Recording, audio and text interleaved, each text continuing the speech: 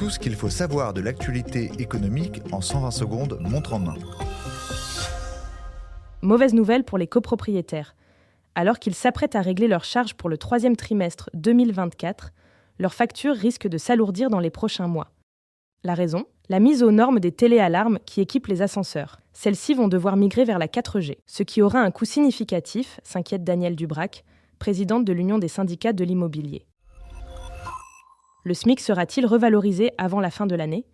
Cette hypothèse est de moins en moins probable, selon l'INSEE. L'inflation moins forte que prévue cet été remet en question le scénario d'une hausse mécanique du salaire minimum d'ici fin 2024. Une revalorisation automatique du SMIC d'ici la fin de l'année apparaît très incertaine, avertit l'INSEE, dans son point de conjoncture de rentrée, publié ce lundi 9 septembre.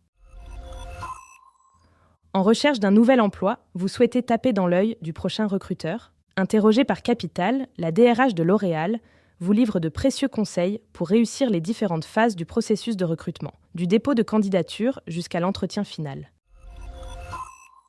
Le coup de gueule du jour est poussé par les fans de foot. Ils sont nombreux à trouver excessifs les tarifs d'abonnement de DAZN, qui diffuse l'essentiel des matchs de Ligue 1 cette saison.